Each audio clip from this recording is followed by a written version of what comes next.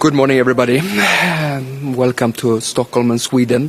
Sweden is shouldering the EU presidency as the critical time for our union. We're facing one of the most severe security environments since the end of the Second World War. As you're well aware of the Swedish priorities, of course, so the top priority is supporting Ukraine. The other priority for us is partnership. The informal defense meetings that's taking place today, I think, very much reflects the Swedish priorities. We are going to have our first session. We're going to be focusing on supporting Ukraine. We're very honored that we're joined by Ukrainian Defense Minister Resnikov at this meeting. We're also going to take stock into our training mission, EU MAM Ukraine, which is being conducted in Poland and in Germany, and also have the commanders from those two missions being present in the room. As our ambition is to train up to 30,000 Ukrainian soldiers by the end of 2023. The second session also is going to focusing on EU-NATO cooperation and EU-UN cooperation. And we're honored, of course, to have Secretary General Stoltenberg from NATO with us, but also Under-Secretary General for Peace Operations in the UN, Lacroix, who's going to be attending that. That's very important also to further develop EU's partnership with both NATO and the EU. So that's going to be some of the main focus. As you also know, there's also been a proposal launched when it comes to joint procurement in different ways for ammunition for Ukraine. And here's the Swedish approach is that we should have an effective and pragmatic approach and try to reach as much consensus as we can on this meeting. And then at our so-called jumbo meetings on the 20th and 21st of March, I hope that we can take the decision even further. But I stop there. Any question?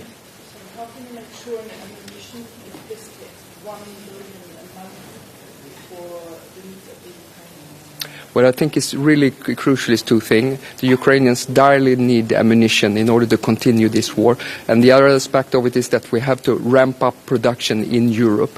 There's various ways to go about this. There some talk about the EDA. I think it's very important that the European Defence Agency has a coordinating role. There's also been proposals launched for having a few lead agencies within the EU. And here you could have certain lead agencies taking a regional approach to procuring. But I think thinking in terms of security supply and strengthening the European defence industrial base is really crucial. How does the Swedish government react on the reports about the Nord Stream that maybe was in Ukraine? I have no comments on that. As you might know, there is an inquiry being conducted by a prosecutor in cooperation with the Swedish Security Service, and I want to have that inquiry to continue its process. And after that, we can comment on the mate. In regards to Nord Stream, not specifically Nord Stream, no. Have you received any guarantees or reassurances from the Ukrainian side that they weren't linked to the project? We haven't been discussing this at all. What we've been focusing, we had the honor of having Minister Resnikov yesterday at our meeting, and then we discussed how we can focus on supporting Ukraine in various ways, being training missions, being procurement of ammunition, or of course, deliveries of more arms to Ukraine. So that's been the main focus of the dinner yesterday. Minister, on joint procurement, does Sweden want to take part in such an initiative, and how much money do you think is required to give the Ukrainians the ammunition they need? Well, I think it's to have a pragmatic and effective way and to be sure that the EU and our member states can deliver as quick as possible. Sweden possibly could take a regional responsibility in having a lead agency, but I support any measures that can make us act effectively and swiftly, and I want to be as pragmatic as possible. Does that include sourcing ammunition from non-EU sources using EU funds? Yeah, I think that the primary objective, of course, is to have the European industrial base to procure from that. But if there are other deliveries from other states, I don't think we should exclude that possibility. I think the focus should be on helping Ukraine and finding the best way to accomplish that. I think that is the intention of this meeting, is to galvanize as much consensus as we can in order to take the meeting forward at their so-called jumbo meeting between the foreign ministers and the defense ministers on the 20th and 21st of March. Mats? And in the future, in the long run, should EDA or EDA or the countries sort of stand for the long run the way to get ammunition to Ukraine, the 4 billion that is still proposed? Yeah, What I think is, if you want to move swiftly, I think that you have to think which agencies have good security supply agreements with the defense industrial base. I think you better have those frameworks into place. And right now, I think maybe in the short term, I think that the national authorities might have been more adapted to handling this if we want to move quickly. Then of course, we all know that we want to do more common procurement and more defense cooperation in the future in various ways. Isn't this coming too late? I mean, there were warnings already in October last year that Ukraine ran out of ammunition. Yeah. Well, at the same time, when I look at the contributions that we do for supporting Ukraine, I, of course, attend the Ramstein format. We're very much scaling up our ambitions right now. We're about to build both battalions and brigades. In the start of the war, we were sending RPGs and lighter weapons. I think the trajectory is on stepping up support for Ukraine. I think those countries who also deliver artillery platforms, they should also think in terms of providing them with ammunition. And I know that we're also in the Ramstein format, there's been coordinations on working on logistics, training and maintenance as well. Fråga på Sveriges Radio på svenska. Hur ska ni kunna lösa mixen med produktionskapaciteten när man går in för det nya Norge? Med tanke på att Ukraina är av med betydligt fler granater än vad man har möjlighet att producera. Både till exempel i Europa och så vidare. Ja. Grunden handlar ju om att öka produktionskapaciteten och det kommer att kosta en del pengar. Det får man vara ödmjuk inför och då handlar det om dels att hamna bra ramavtal och dels så handlar det ju om att den försvarsindustri som vi har i Europa har ju varit konstruerad i huvudsak för fredstida förhållanden. Nu befinner vi oss i krig. Då kan det handla om att den industrin till exempel måste upphandla insatsvaror, behöva lagerhålla dem och vi kommer att behöva teckna försörjningssäkerhetsavtal både på nationell grund men ibland som vi har gjort på nordisk grund och inte minst genom finkalibrig ammunition, det som heter Nordac och gemensamma företag men också på europeisk grund och också inom ramen för NATO. Så det sker ett brett omfattande samarbete.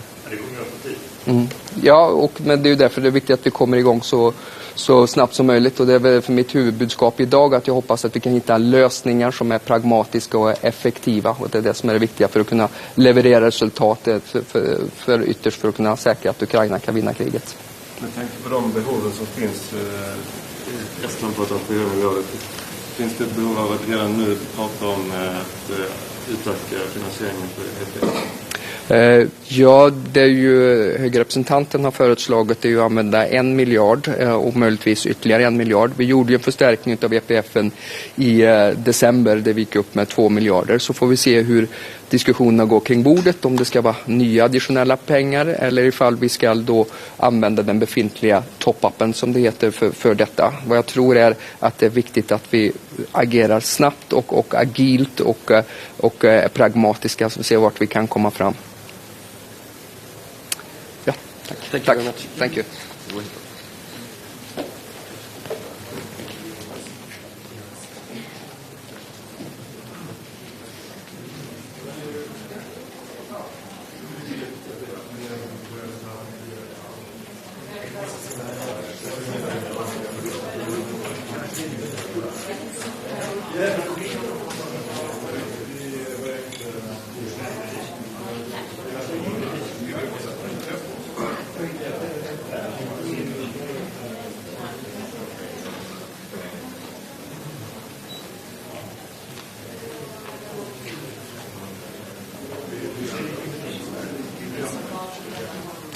So everyone, the HRVP is a bit late because of the weather. He's traveling from central Stockholm, so he will be in about 10-15 minutes.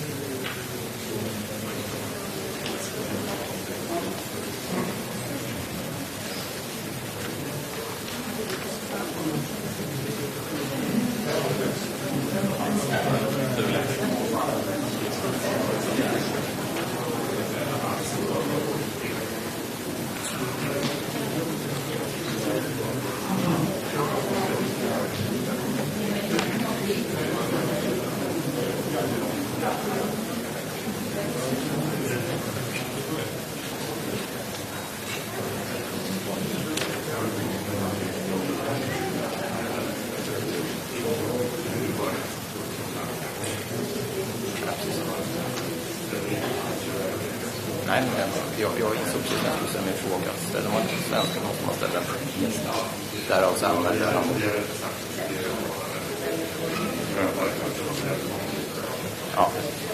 Ja, bra. Det vet jag.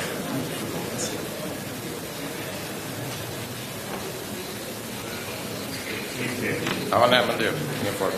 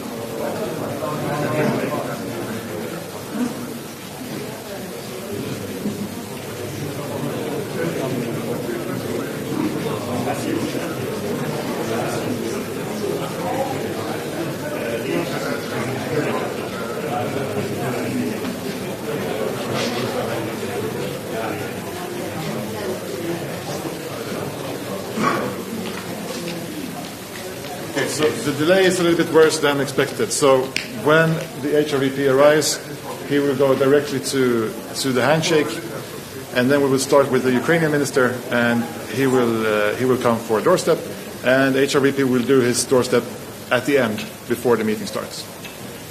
And we'll start approximately past. Yeah. Yes. Yeah.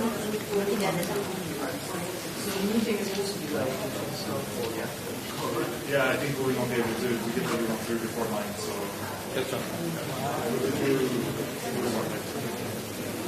No.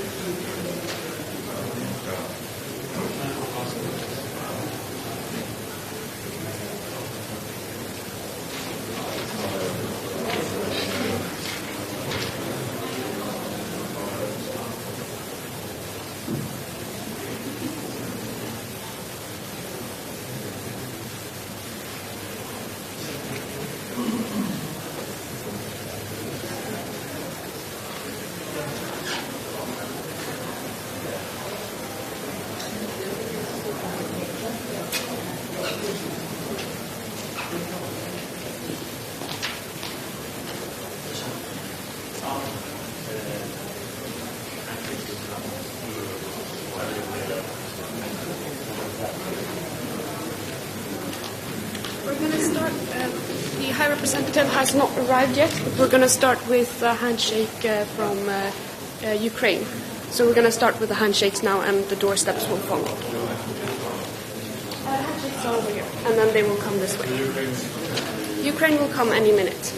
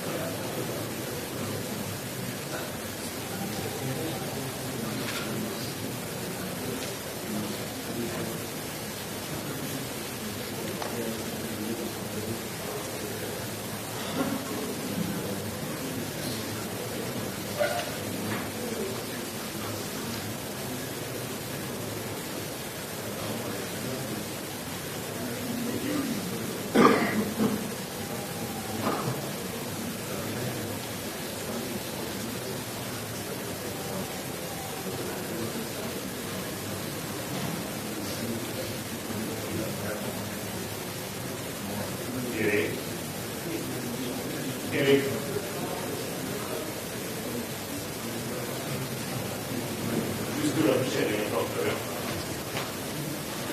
You can, so Ukraine is coming now. We will start without HREP.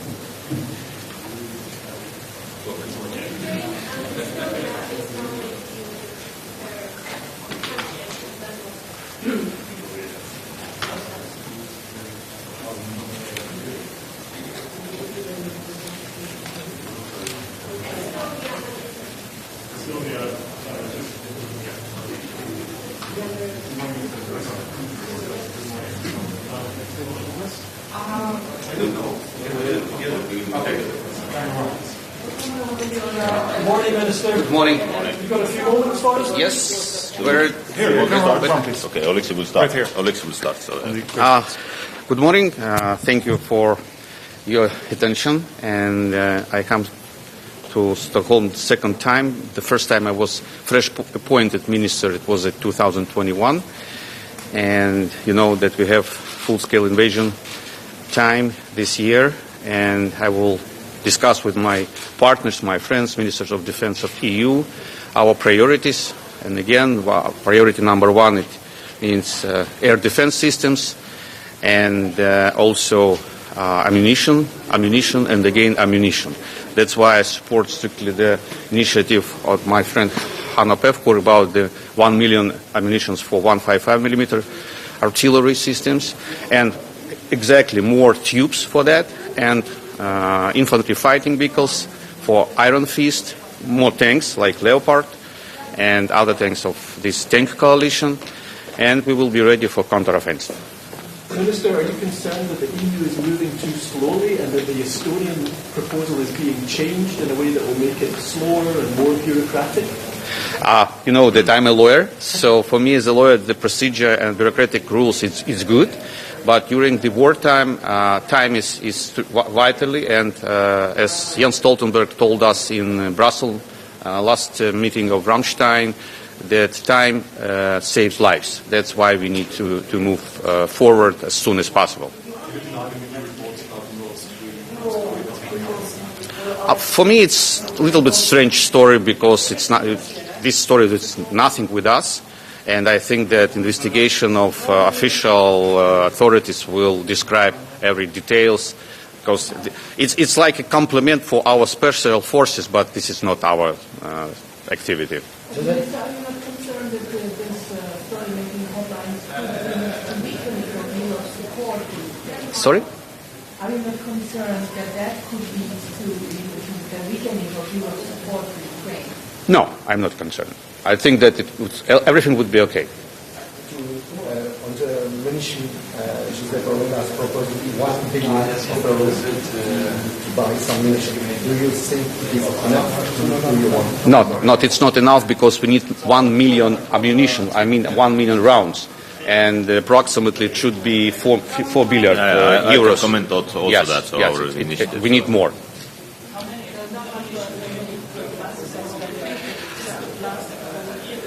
So normally it would be nice to have 90 or thousands or 100,000 per month to be ready to deter enemies and be ready to go with the counteroffensive campaign.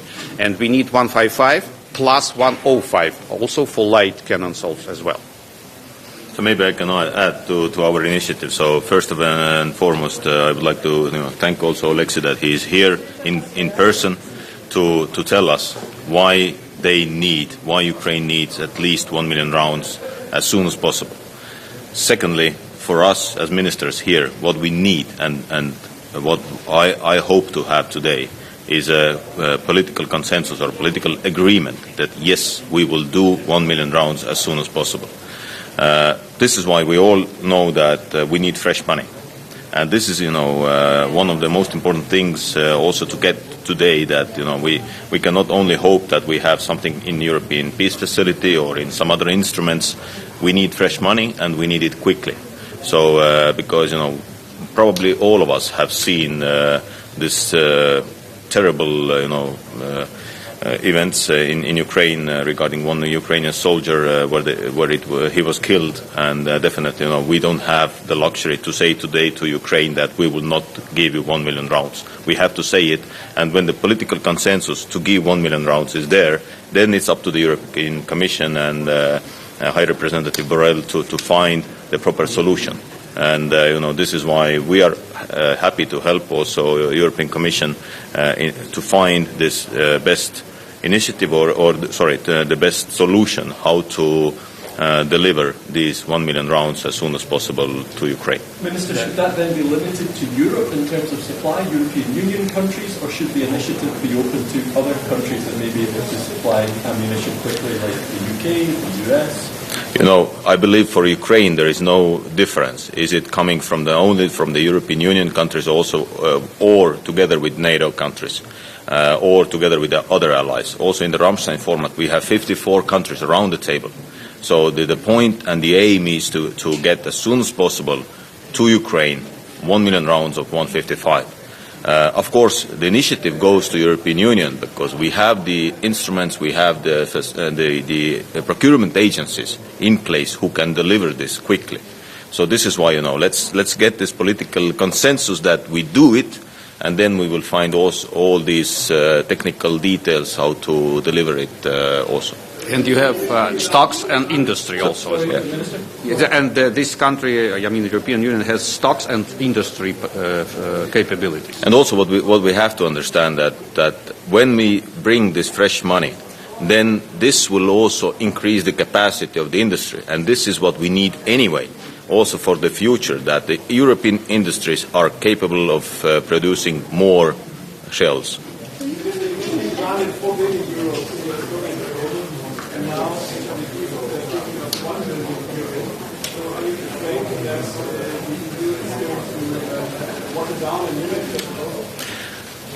My proposal is very clear and simple. We need 1 million rounds. When we can get 1 million rounds for less money, very nice.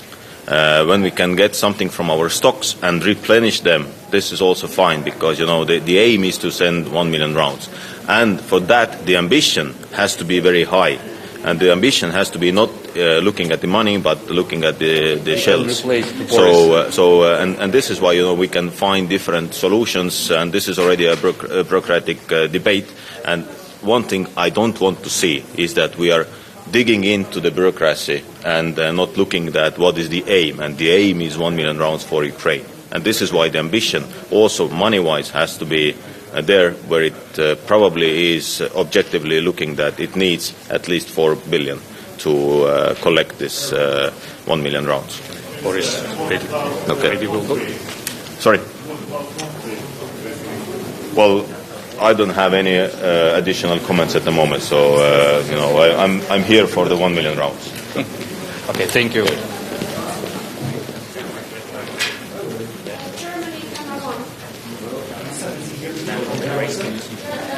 Here? Right here. Here. No, it's Germany here. Okay, can you stand on the spot then?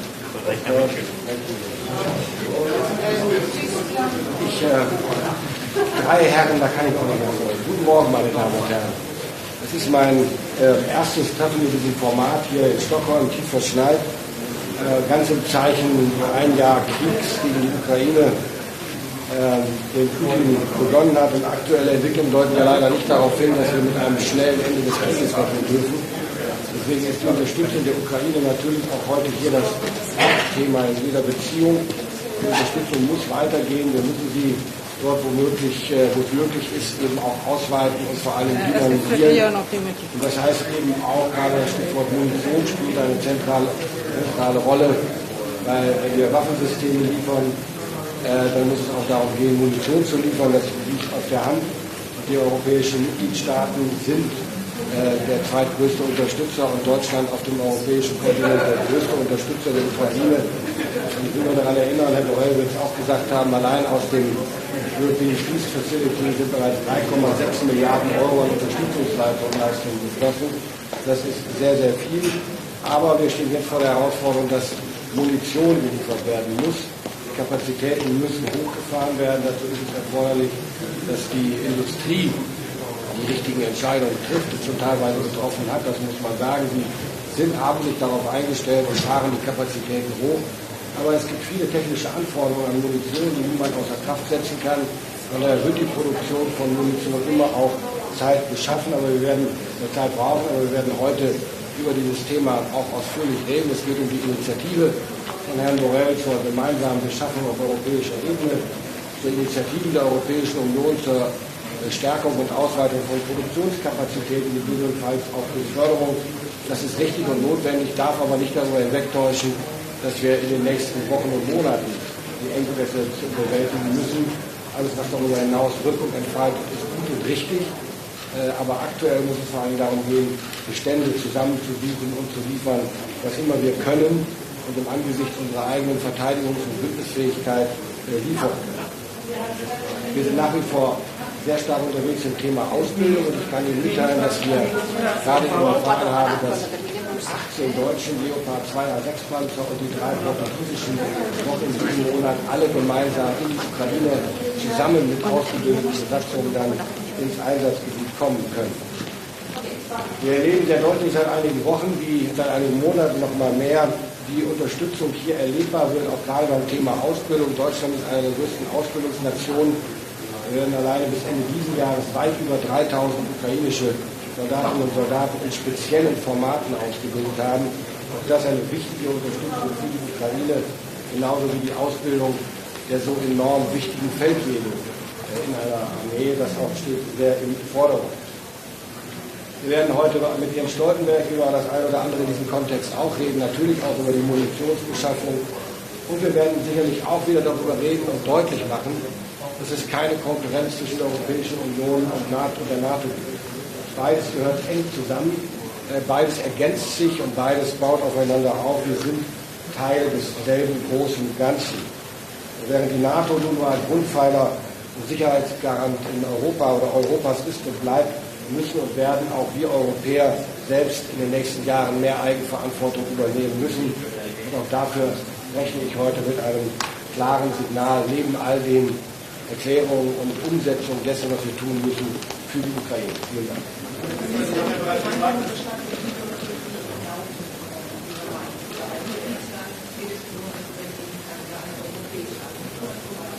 Ich glaube, wir müssen hier auf zwei verschiedene Zeitlinien diskutieren. Das eine ist, was passiert in den nächsten Wochen. Das ist vor allem der Blick in unsere Depots, die Gespräche mit Partnerländern, wo kann noch Munition schnell beschafft werden und ausgeliefert werden. Der zweite Schritt ist, und das muss zeitgleich passieren, wie schnell kann Industriekapazitäten hochfahren und wer von den Partnerländern hat Rahmenverträge, die erweitert werden können. Deutschland hat solche Rahmenverträge, die können wir bis zu einem bestimmten Prozentsatz ausweiten. Wir sind auch bereit dazu, andere Länder damit reinzunehmen, das ist überhaupt keine Frage. Nur an der Stelle muss man eben auch der Wahrheit ins Auge schauen. Allein dadurch, dass wir alle mehr bestellen, gibt es noch nicht mehr. Es muss erst produziert werden, bevor es geliefert werden kann. Und damit sind wir bei einer dritten Zeitebene, die richtet sich eben aus auf die mittelfristige Zukunft. Wir müssen in Zukunft besser aufgestellt sein. Das hilft der Ukraine jetzt nicht, aber dafür sind ja die beiden anderen Maßnahmen da. In der Zukunft müssen wir besser aufgestellt sein, Munition koordinierter, gemeinsamer zu bestellen, zu produzieren. Wir müssen zu Standardisierungen kommen, zu mehr Interoperabilität, Kompatibilität von Munition. Das sind aber Aufgaben für die Zukunft. Jetzt gilt es, die beiden ersten Schritte. Die Ukraine sagt, wir brauchen 300.000 Geschosse pro Monat. Kann ich nicht liefern? Und das, was wir jetzt werden wir gleich in den Beratungen sehen, wie viel wir tatsächlich können. Aber wir müssen auch mal festhalten, Länder, Mitgliedstaaten produzieren nicht selber Munition. Das macht die Produktion, das macht die Industrie. Und bis vor einem Jahr gab es keinen großen Markt für Munition dieser Kaliber. Und auch die Industrie braucht ihre Zeit und ihre Entscheidungsprozesse. Jetzt läuft das an und ich gehe davon aus, dass das schnell hochgefahren ist. Ist da eine Zeitungsbericht zufolge, dass jemand sagt,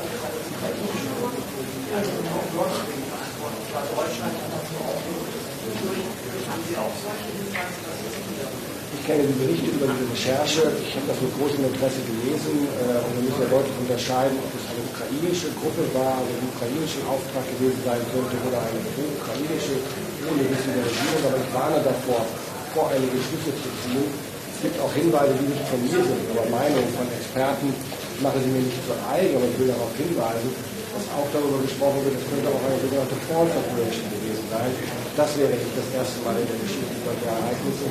Von daher hüte ich mich davor, voreilige Schlüsse zu ziehen.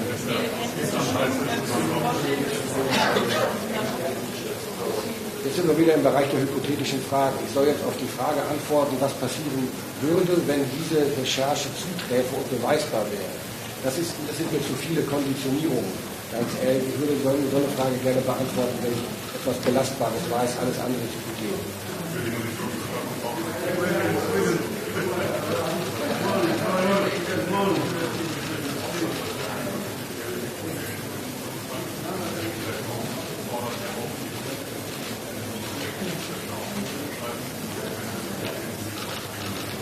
Ich mache mir den Begriff Kriegswirtschaft definitiv nicht zu eigen. Die Europäische Union, Deutschland, wir sind nicht im Krieg. Kriegswirtschaft heißt, dass wir alles der Produktion von Waffen und Munition unterordnen. Das wäre ein völlig fatales Signal. Und ob die Industrie auf Kriegswirtschaft umstellt, die Forderung will ich mich jetzt nicht ohne weiteres anschließen. Die Industrie hat ein Interesse daran, auf diesem Markt auch ihre Gewinne zu machen, so makaber das klingt. Ich gehe davon aus, dass sie alles tun, um die Produktionskapazitäten hochzufahren, um die Produktion auch entsprechend ausliefern zu können. Wir sind darüber im Gespräch mit der Industrie schon seit einiger Zeit. Ich gehe davon aus, dass das funktioniert. Und Geld, so bitter das ist in solchen Fragen erfreulicherweise, muss man dann auch wieder sagen, nicht das Hauptproblem. Entscheidend ist, dass wir die richtigen Maßnahmen haben.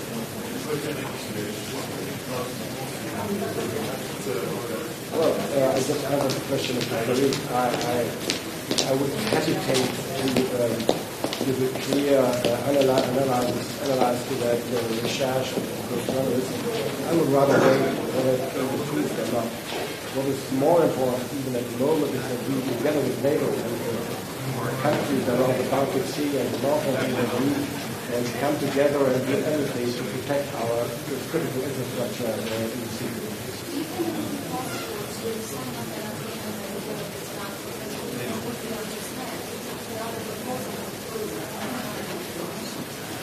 Well, I can imagine everything, but depends on our negotiations today and in the next week. And all of we are just in the beginning of the discussion, so give us some time.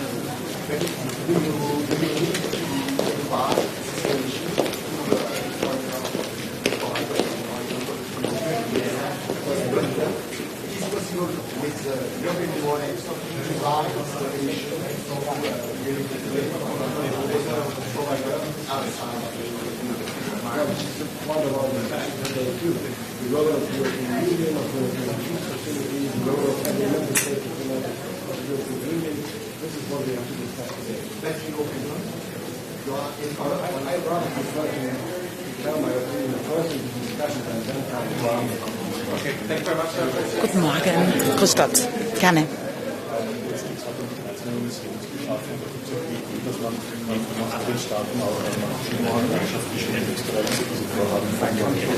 Ich glaube, gemeinsame Beschaffungen sind für uns alle wichtig, aber das Allerwichtigste ist, dass wir in Europa auch die entsprechenden Kapazitäten dafür schaffen. Das steht außer Zweifel. Da geht es nicht nur um die Unterstützung der Ukraine, sondern auch um den Eigenbedarf. Und wir haben für diese gemeinsame Beschaffung meiner persönlichen Meinung nach im Wege der Europäischen Verteidigungsagentur auch schon unser Interesse kundgetan.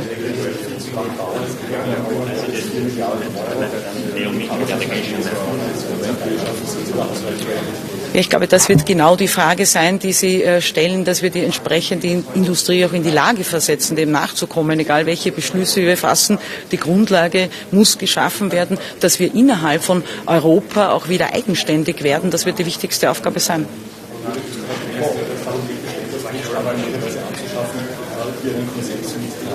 Ja, das werden wir sehen. Das wird ja auch heute das Thema sein und die entsprechenden Beschlüsse werden dann in den nächsten Wochen gefasst werden.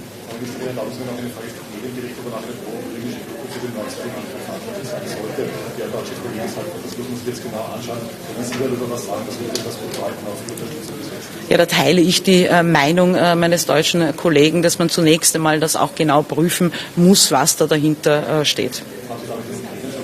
Nein, noch nicht. Danke Ihnen. Dankeschön.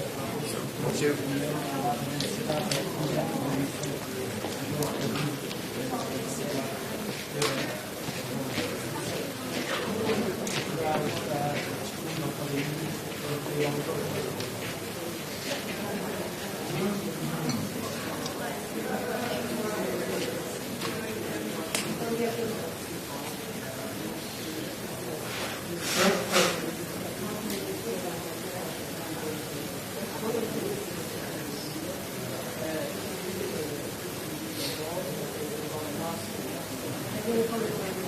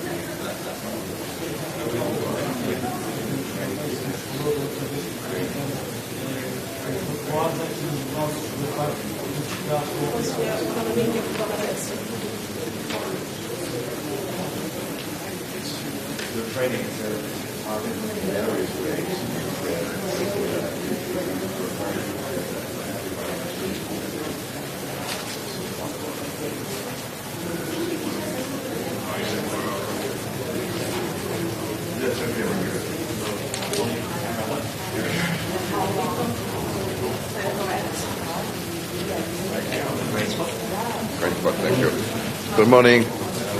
Good morning, all. So tomorrow is a very important day for the 27 member states and, of course, for the defense minister. Of course, we will speak about many things, but the main topic will be Ukraine. We are at a decisive moment now for our support to Ukraine. It is absolutely mandatory that we move towards a sort of war economy mode in terms of supply and defense industry. We need to do whatever it takes to supply Ukraine, especially with ammunition. And in this perspective, together with Joseph Borrell, we will present a plan with 3 pillars. First, we want to make sure that we'll be able to provide everything we can with our existing stocks. Second, we need definitely to make sure that we can increase drastically our capacity to produce more in Europe, and especially to ramp up our industry of defense.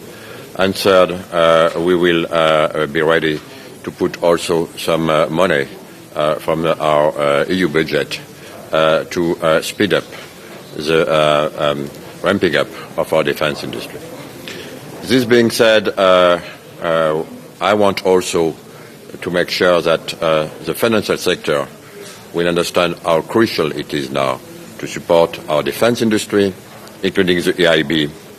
And finally, I will myself come and visit all the defense industry in Europe to make sure that everyone is well aligned towards this objective in the following weeks and days. Thank you very much. Commissioner, can I ask a question about joint procurement? Do you think that European joint procurement efforts should be open to non-EU countries if that gets ammunition to Ukraine quickly?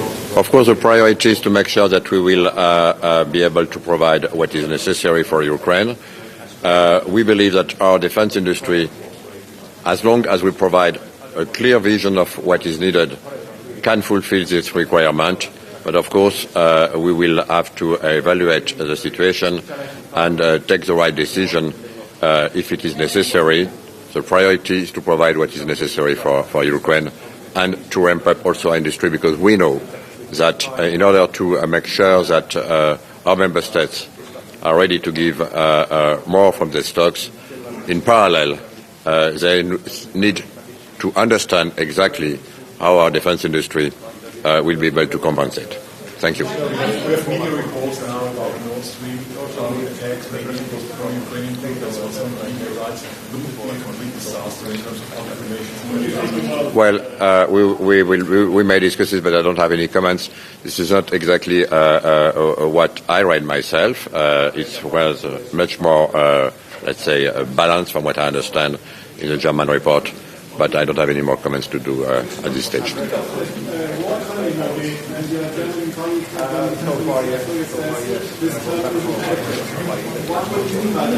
I was very clear. I said mode.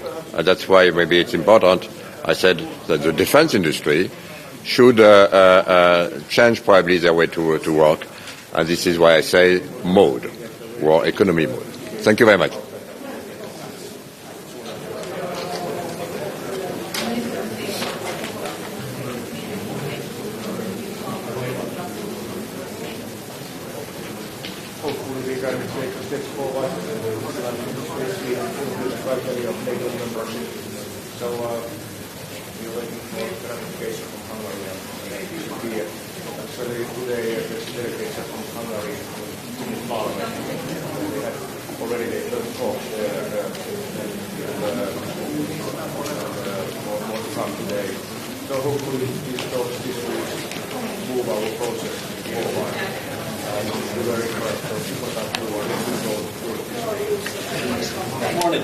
Good morning.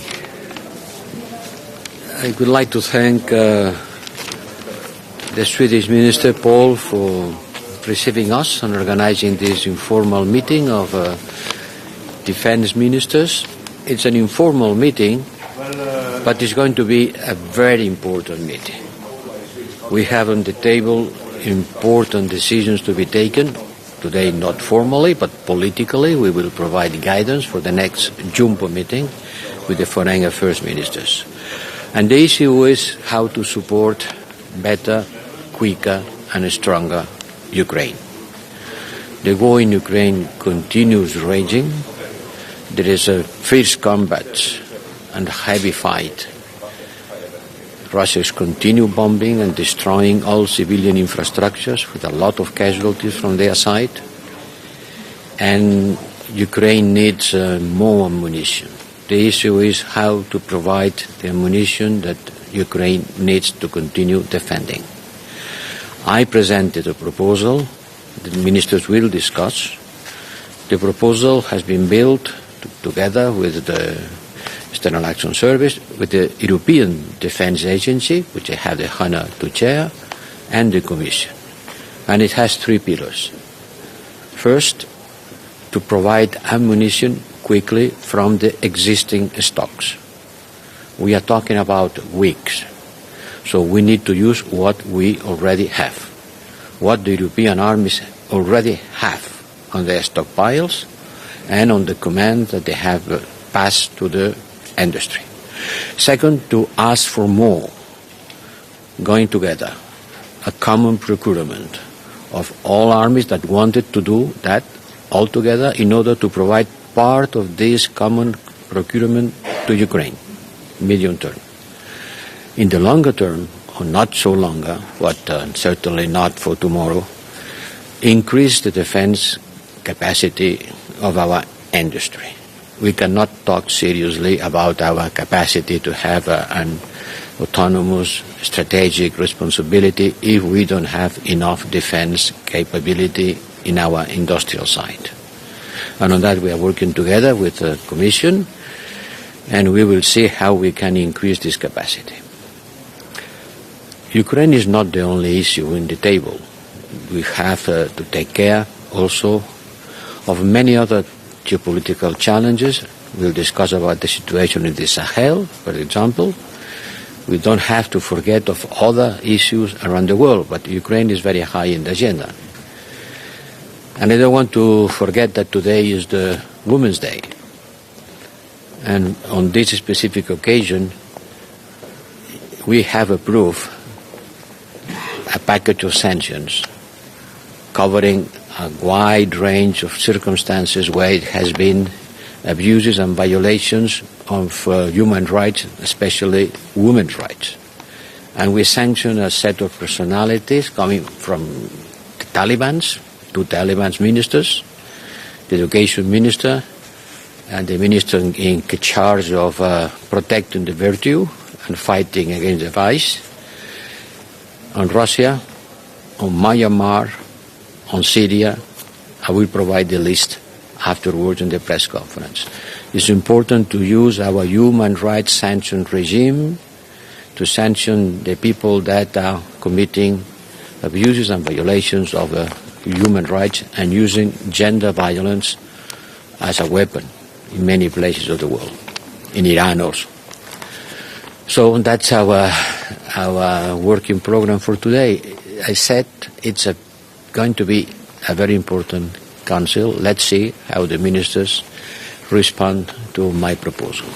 High Representative, the Estonian proposal had a very specific amount of money attached, and the Estonians are also saying that needs to be separate money. It can't be money that's already been pledged to the European Peace Facility. Do you agree with that assessment? Well, money doesn't come from the sky. That's not because one member state is claiming that we need to have more money, that the money will appear by miracle. We have the resources that we have. And the first thing to do is to use what we have. If member states are ready to provide more, I will be happy. But today, I will ask to provide as much as they want. But today, let's be realistic and pragmatic. Don't discuss about the infinity. Discuss about the things that can be adopted today. One thing are good wishes, another thing is practical realities. European Peace Facility is ready to mobilize all its resources. For the first pillar, for transferring existing munition, we are ready to finance with 1,000 million euros. For the second pillar, I don't want to advance a figure, but it's also an important figure. And remember that the European Peace Facility is paying 60%.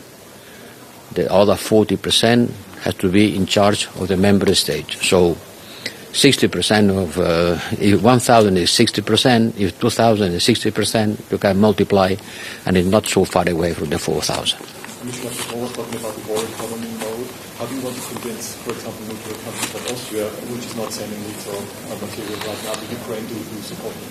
Austria has a neutrality on its constitution, and nobody is asking Austria or Ireland to abandon its posture. It's perfectly compatible that they can continue supporting financially. We know and they know that their money is not going to be used for lethal equipment. Their neutrality will be fully respected. What you say on the new findings that a pro-Ukraine group could have permitted the Nord Stream? Well, I cannot comment on things that I don't have clear evidence and information. What amount of the second part? Sorry? What amount for the second part of your project, for the ramp-up of the industry? How much do you need? How much is possible to put on such a process? To ramp up the capacity of the European industry, this is something in which the Commission has to provide financing. The European Defence Agency has not financial resources for that. So the three pillars go together, you know. If I am asking member states to provide Ukraine with their stockpiles, they have to have the insurance that these stockpiles will be renewed. I give, expecting that I will get more in the future. The Ukrainians need it now.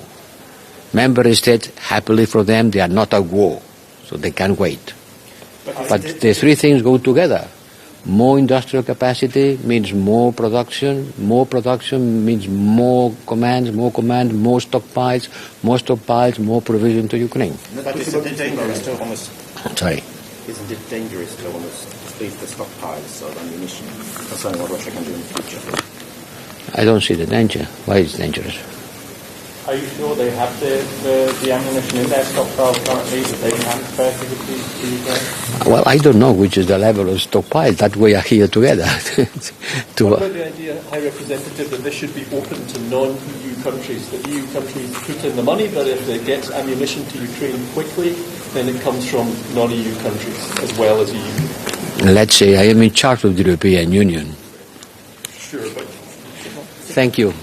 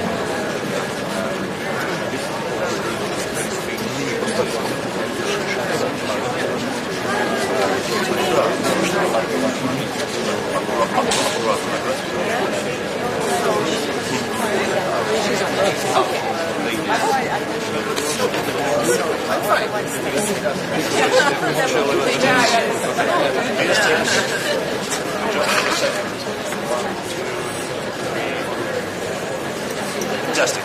Absolutely. So I know.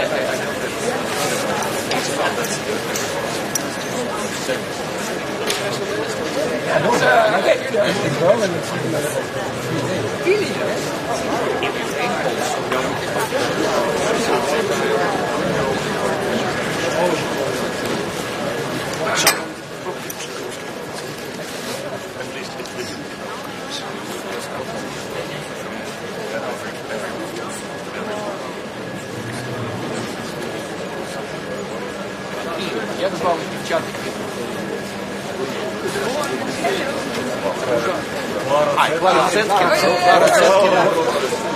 of course. I remember. Yeah. Not personally, but I remember. That's great. I'm waiting my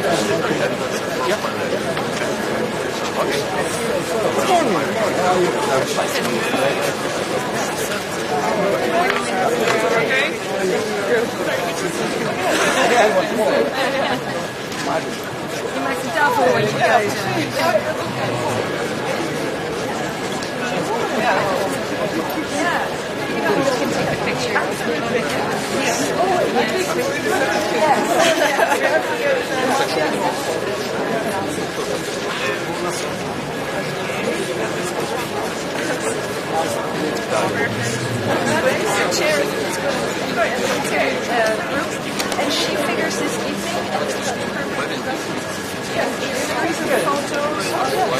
leading ladies and coming friends. Yeah, I'm more on the promising side, you know.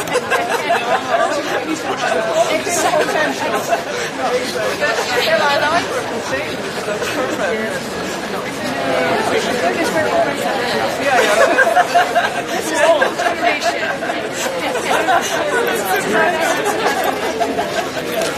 Super good, yeah.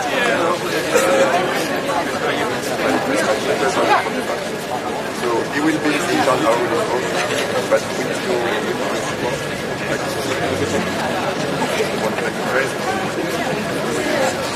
he will be your counterpart. No, like and we'll see what it is for you.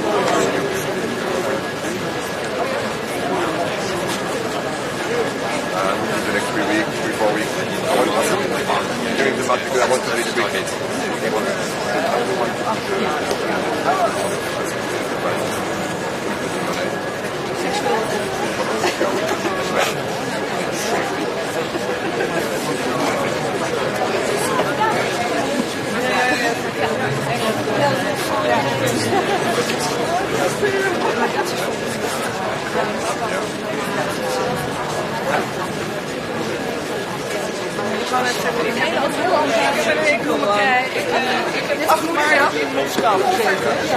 But you will be in contact.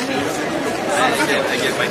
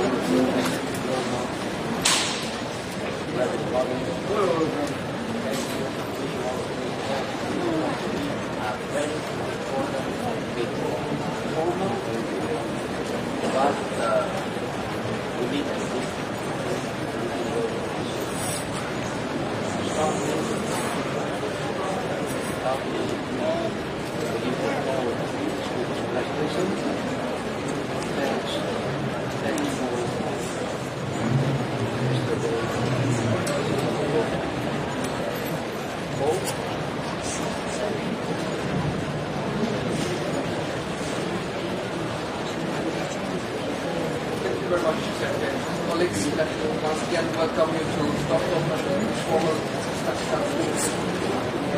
much to discuss today. And let me also give an extra warm welcome to our guest house. Of course, Ukraine's Defense Minister Alexei Reznikov, in addition also to Lieutenant General Andreas Mamo and Major General Viktor Berg from Germany and Polish and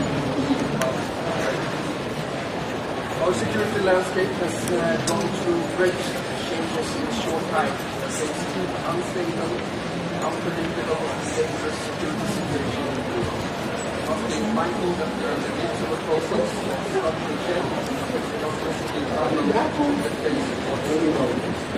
Sovereign, democratic country, Ukraine has become a victim of Russia's great power ambition, and it's claimed that the right to lead to other states political decision-making and its freedom. Ukraine is exercising its right of self-defense against Russian aggression under international law according to legitimate shock. So the development in Ukraine will be decisive for the security. The Russian war on Ukraine is not as an attack on Ukraine, it's an attack on Ukraine. The Ukrainian population is fighting for their survival, but at the same time fighting for the European security. I visited Ukraine in December. I was very impressed to see how the Ukrainian armed forces have integrated different weapon systems and used them successfully fighting the Russian invaders. Thank you very much for hosting the I was also impressed with the individual efforts and the combination of the Ukrainian soldiers and the resilience shown by the Ukrainian population. For me, it became crystal clear that our provision of military equipment makes a real difference on the battlefield. Providing our Ukrainian friends with main battle tanks, combat vehicles and artillery enables them to take the necessary steps to win this war. I am therefore proud that we as a country provide both artillery systems soon, provide tanks, combat vehicles and infantry. The combination of these arms will strengthen Ukraine's ability to defend itself in a process of structural change, and we must also be humble in the face of what's to come. Sovereign, democratic,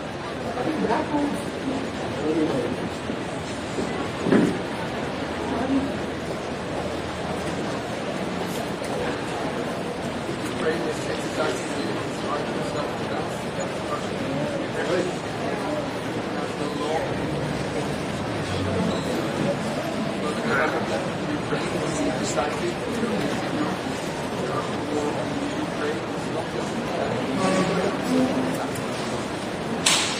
Ukrainian population is well over the surveillance.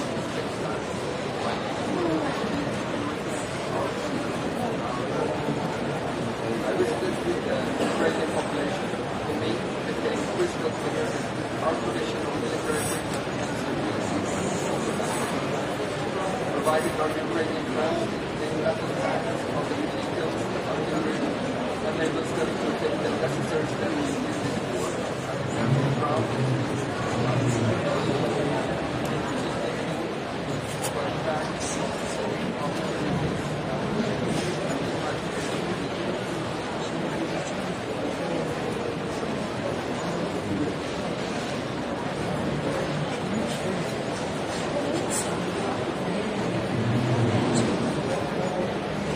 Het is misschien juist erom dat hij hier zijn dochter dan doet, omdat hij een... Ze zullen het wel geregeld. Ah, wel, Er is een familyfoto? blijkbaar. Maar hij is daar niet bij, hè? Ah, hij staat niet bij, hè? Hey, dat staat ik heb. Het is niet op de planning, hè? Hij is er niet. Nee. Wat? C'est pas dans le planning. Nee, nee. Il n'est pas seulement... Ja, c'est EU. Het is niet voorzien, hè? Zo, doorstep. Maar ik heb daar nog niet echt gehoord. Ja, ze zijn niks afgeschuurd deze keer.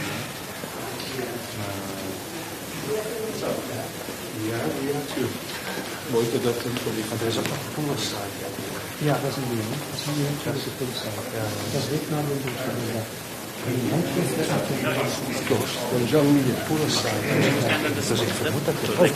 Thank you very much.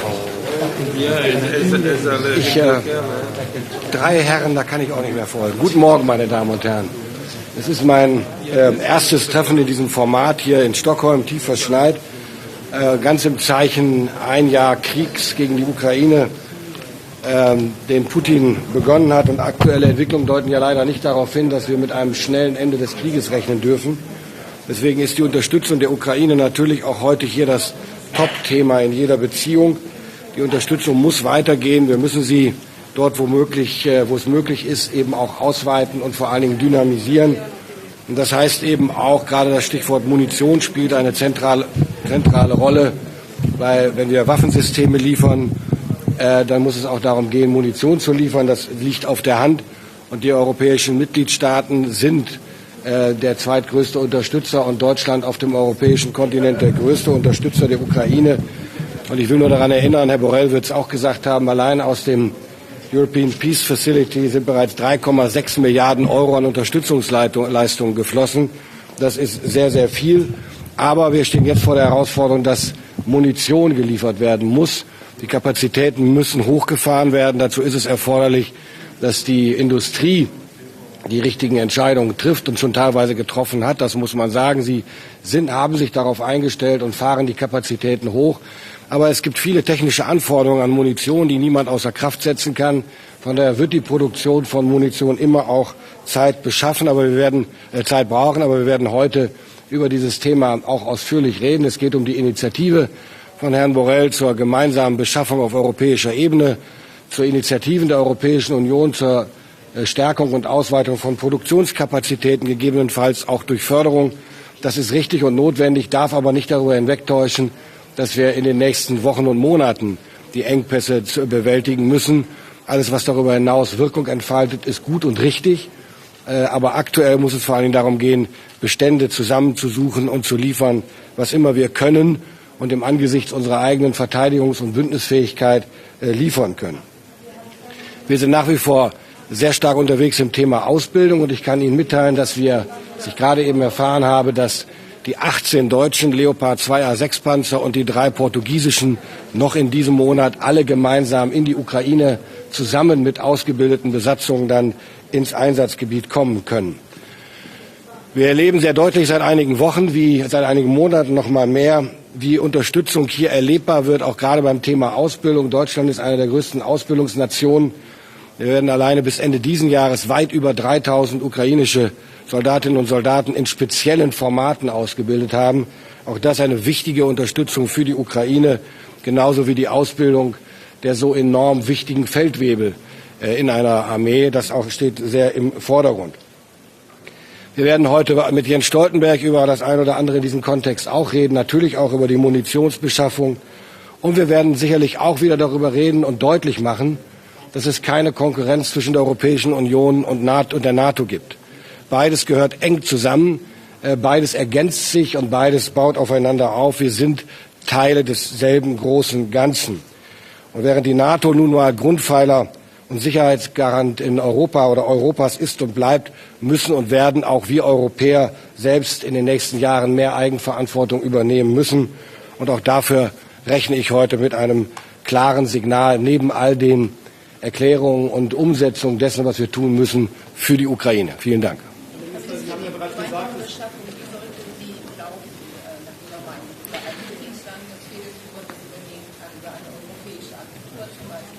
Ich glaube, wir müssen hier auf zwei verschiedenen Zeitebenen diskutieren. Das eine ist, was passiert in den nächsten Wochen. Das ist vor allen Dingen der Blick in unsere Depots, die Gespräche mit Partnerländern, wo kann noch Munition schnell beschafft werden und ausgeliefert werden. Der zweite Schritt ist, und das muss zeitgleich passieren, wie schnell kann Industriekapazitäten hochfahren und wer von den Partnerländern hat Rahmenverträge, die erweitert werden können. Deutschland hat solche Rahmenverträge, die können wir bis zu einem bestimmten Prozentsatz ausweiten und wir sind auch bereit dazu, andere Länder damit reinzunehmen. Das ist überhaupt gar keine Frage. Nur an der Stelle muss man eben auch der Wahrheit ins Auge schauen. Allein dadurch, dass wir alle mehr bestellen, gibt es noch nicht mehr. Es muss erst produziert werden, bevor es geliefert werden kann. Und damit sind wir bei der dritten Zeitebene, und die richtet sich eben aus auf die mittelfristige Zukunft. Wir müssen in Zukunft besser aufgestellt sein. Das hilft der Ukraine jetzt nicht, aber dafür sind ja die beiden anderen Maßnahmen da. Aber in Zukunft müssen wir besser aufgestellt sein, Munition koordinierter, gemeinsamer zu bestellen, zu produzieren. Wir müssen zu Standardisierungen kommen, zu mehr Interoperabilität, Kompatibilität von Munition. Das sind aber Aufgaben für die Zukunft. Jetzt gilt es, die beiden ersten Schritte zu machen. Herr Minister, die Ukraine sagt, sie braucht 300.000 Geschosse pro Monat. Kann die EU so viel liefern und kommt das, was Sie jetzt beschließen wollen, eigentlich für sich Das werden wir gleich in den Beratungen sehen, wie viel wir tatsächlich können. Aber wir müssen noch mal festhalten, Länder, Mitgliedstaaten produzieren nicht selber Munition. Das macht die Produktion, das macht die Industrie. Und bis vor einem Jahr gab es keinen großen Markt für Munition dieser Kaliber. Und auch die Industrie braucht ihre Zeit und ihre Entscheidungsprozesse. Jetzt läuft das an und ich gehe davon aus, dass das schnell hochgefahren werden kann. Herr Minister, einem Zeitungsbericht zufolge gibt es Hinweise dafür, dass eine ukrainische Gruppe für die Angriffe auf Nord Stream verantwortlich war. Deutschland hat dazu auch eine Untersuchung durchgeführt. Haben Sie auch solche Hinweise? Was wissen Sie darüber? Ich kenne die Berichte über diese Recherche. Ich habe das mit großem Interesse gelesen. Und wir müssen ja deutlich unterscheiden, ob es eine ukrainische Gruppe war, also im ukrainischen Auftrag gewesen sein könnte, oder eine pro-ukrainische ohne Wissen der Regierung. Aber ich warne davor, voreilige Schlüsse zu ziehen. Es gibt auch Hinweise, die nicht von mir sind, aber Meinungen von Experten. Ich mache sie mir nicht zu eigen, aber ich will darauf hinweisen, dass auch darüber gesprochen wird, es könnte auch eine sogenannte False Operation gewesen sein. Auch das wäre nicht das erste Mal in der Geschichte solcher Ereignisse. Von daher hüte ich mich davor, voreilige Schlüsse zu ziehen. Sind die Erkenntnisse stimmen? Könnten Sie sich vorstellen, dass das Einfluss hat dann auf die Unterstützung? Jetzt sind wir wieder im Bereich der hypothetischen Fragen. Ich soll jetzt auf die Frage antworten, was passieren würde, wenn diese Recherche zuträfe und beweisbar wäre. Das sind mir zu viele Konditionierungen, ganz ehrlich. Ich würde so eine Frage gerne beantworten, wenn ich etwas Belastbares weiß. Alles andere ist Hypothese.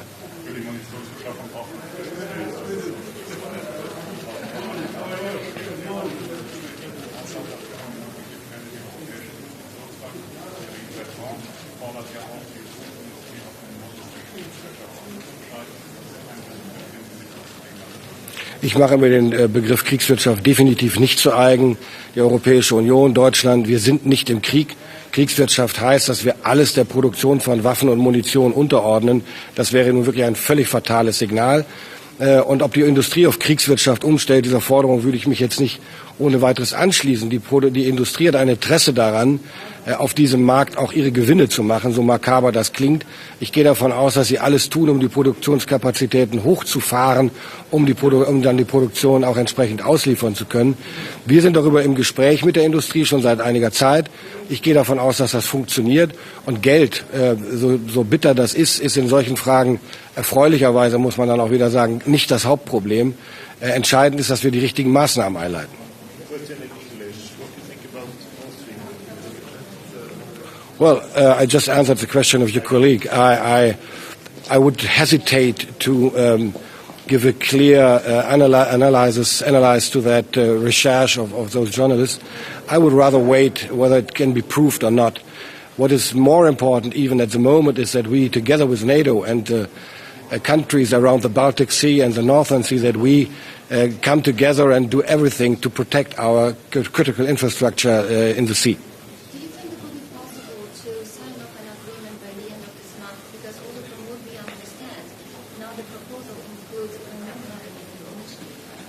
Well, I can imagine everything. That depends on our negotiations today and during the next weeks. How do you feel about it? Is it possible? Are you optimistic? I'm always optimistic, as you know. And realistic? Well, we are just in the beginning of the discussion, so give us some time. Do you need to buy this munition to foreign provider? Sorry, I didn't get it. It is possible with European money to buy this ammunition to United States, for example, to other provider outside of the European Union? Well, this is a point of our discussions today too. The role of the European Union, of European peace facility, the role of every member state of the European Union. This is what we have to discuss today. Well, I rather prefer to tell my opinion first in the discussions and then towards the public. Okay, thank you very much. Thank you very much.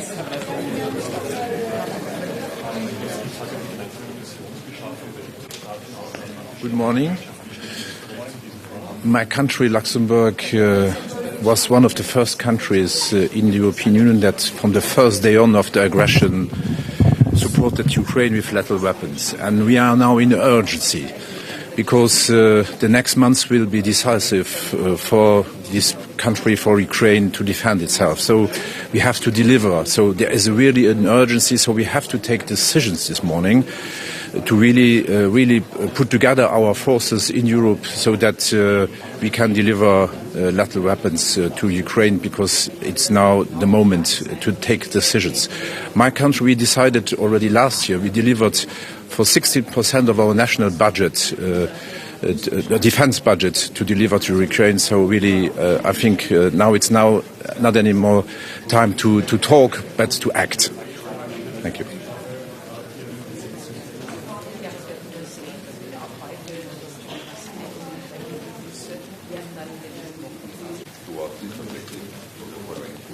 Stand on the great right.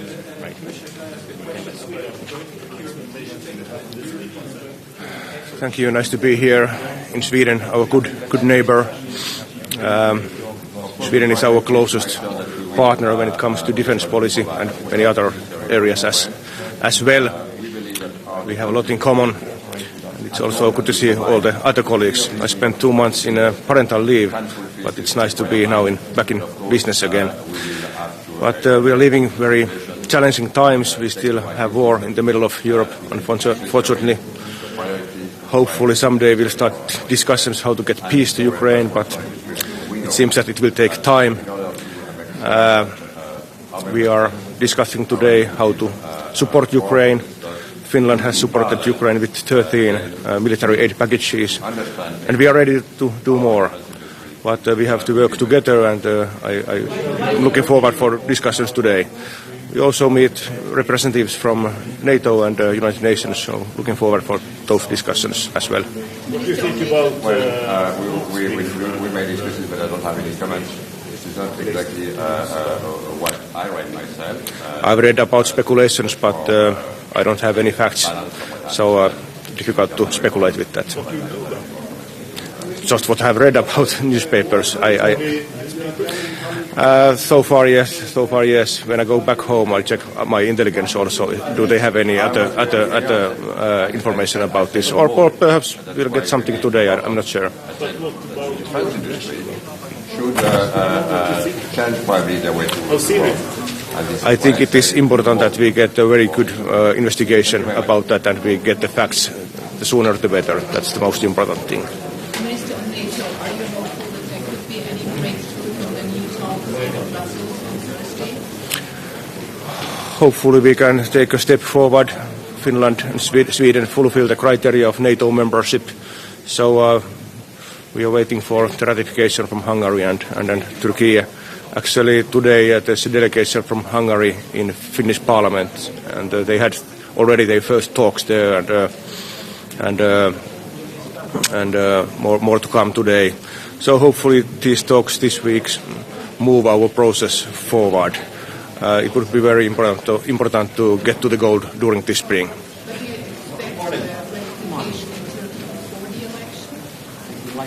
Well, the sooner the better. Thank you.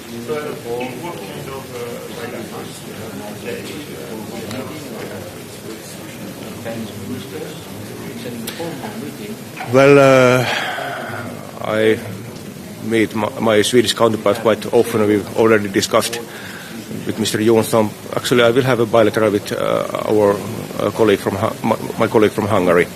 So of course, we'll talk about what's the situation with the ratification process.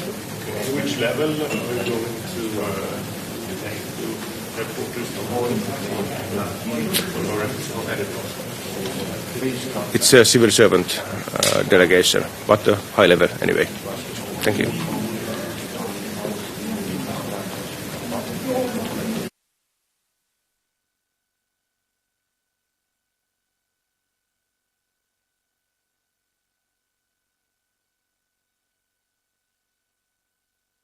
Do you need to buy this machine to foreign provider, or you can stand here and it's possible with European money to buy the machine to European provider outside of the European Union.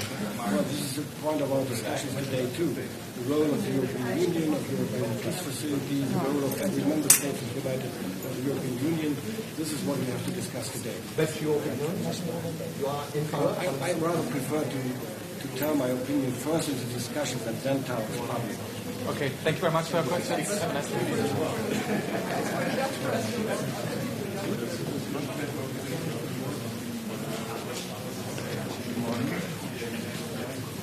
My country, Luxembourg, was one of the first countries that opposed the end of the aggression, supported Ukraine with lethal weapons. And we are now in urgency because next month we will be discussing Muito bom dia. Esta reunião informal de ministros da Defesa vai concentrar-se muito no apoio à Ucrânia. Vamos analisar de novo as circunstâncias no terreno e vamos discutir a forma como podemos melhor e mais rapidamente apoiar a Ucrânia, designadamente com a questão do fornecimento de munições de artilharia, uma necessidade urgente e relativamente à qual temos que nos organizar para poder fornecer à Ucrânia esse tipo de munições.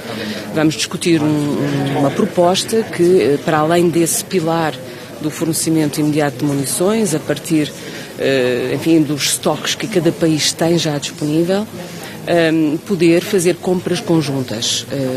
Essa modalidade de ação está também prevista, vamos falar disso, bem como da necessidade de reforçar as indústrias de defesa para que possam produzir aquilo que é necessário para apoiar a Ucrânia contra esta invasão brutal e ilegal da Rússia.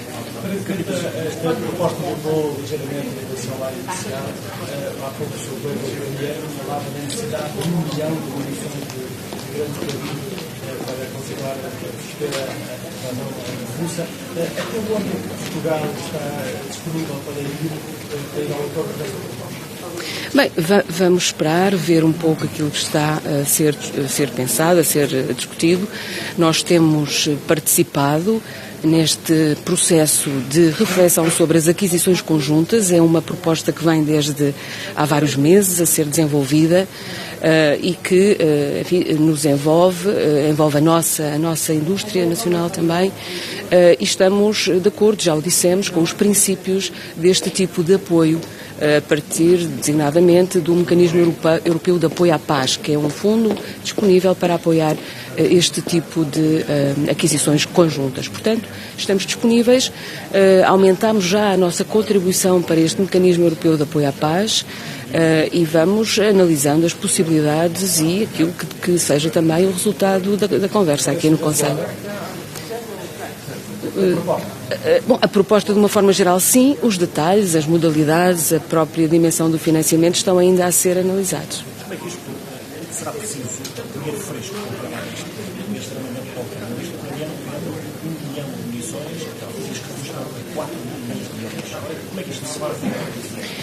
Repito, vamos avaliar, perceber qual é exatamente a modalidade de financiamento e aquilo que cada país poderá fazer. Por enquanto ainda é cedo para falar disso.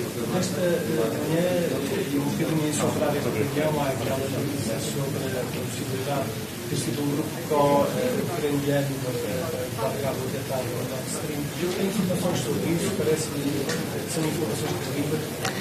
Li nas notícias, como todos, e não tenho nada a comentar, uma vez que há investigações em curso e, portanto, não vale a pena comentar nada. Nestas investigações há algum indício que estas notícias possam ter sido? Não posso e não devo comentar. É assim. Vai aproveitar estes números aqui da entrega da decisão da Ucrânia, porque se mantém o calendário, ou seja, se os tanques vão chegar à Ucrânia até ao final deste mês. Sim, esse é naturalmente um dos temas de que falarei, porque tem a ver com a nossa ajuda à Ucrânia. Esta é uma ajuda que é muito significativa e posso informar desde já que os 3 carros de combate Leopard 2A6 que nós demos à Ucrânia estão já na Alemanha. e estão em boas condições operacionais, estão a ser, enfim, ajustados para depois serem entregues em conjunto com os agora 18 carros de combate alemães. Até ao final do mês. É essa a ideia. É isso mesmo. É esse o plano. Esperemos que seja possível fazê-lo.